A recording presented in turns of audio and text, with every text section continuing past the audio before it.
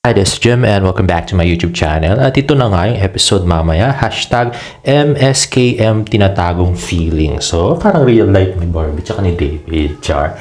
At ito naman ang pinost ni David kagabi sa kanyang IG stories. At ito naman ang pinost ni Tito Jack Licauco na tatay ni David. Nakasulat nga ay Jim Special, a drink custom made by Alan of Sobra Cafe Molito. O, diba? Para sa akin yung drink, char. Ito na nga, spoilers. Sabi ni Likhat Si Club, Direct Zyro, na may pageant pa. Unless it's a mere tribute to the only megastar, Sarang Cuneta, not really part of the story. What we can see, there will be no direct admittance from Dino, but there could be something that will happen during the pageant that will reveal Dino's real identity. Oh, diba? Nakaka-intriga kung ano mangyayari. So, abangan natin yan mamaya.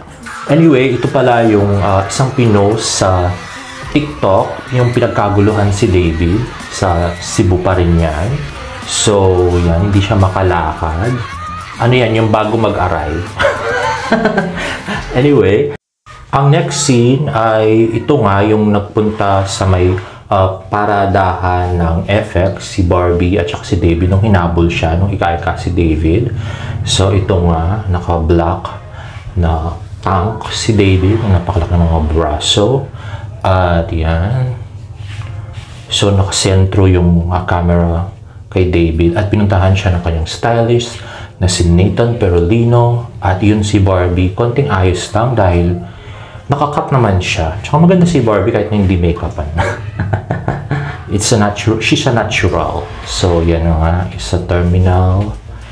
At ano yata to eh, yung lalakad na sila dun sa ano, yung sa Apex pababa si Barbie, parang ito yata yung scene na yon.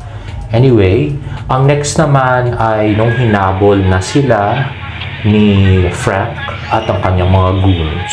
So, diba? So, dito, tinatanong actually kung yung scene na naglalakad na magkaakbay si Barbie at saka si David, kung rolling pa ba yung camera nun. Actually, hindi na po rolling. Talagang gusto lang nila mag-akbay, maglakad dahil legal yun. So, sa panahon na yun. At ito naman, yung abangan natin scene mamaya, okay? Kung talagang magkikis na nga talaga si Carding at saka si Dino, di ba? O, yan. Di ba? Okay, so, naglapit na ang mga mukha, hinawakan. At, ayan na, hinawakan na yung mga mukha. At, ayan ang ngayon natin yung kamay ni Barbs. So, pag kamay ni Barbs, tinatakpan niya yun, char. Anyway, ito naman ay yung ululusubin na nila yung Ofpex. Ayan, si Barbie at saka si David. Getting instructions from their director, Mr. Enzo Pineda. And yan na nga. Okay, so gwapong-gwapong si David. At ang cute na si Barbie Portesa. Actually, parang silang cute, no? Kaya nga siya bagay, char. At ito ang OPEX kung saan sila aakyat. No, yun na yun. Na in-upload ni John Rain Wong Lor na driver ni David. Yung teaser kung mag-kissing scene sila. Ito naman yung tinginan ni Barbie at saka ni David nung pinag-group hug sila. So, mukhang malaman. Mukhang may tunay na feelings. Next naman ay meron po silang mall show sa October 21 sa Activity Center ng Ayala Mall, Central Bronx, Cebu City. At yan po ay sa October 21, Saturday, 4 p.m. Meet the Kapuso Primetime Princess and David Licauco solo. Mall show nila. Grabe.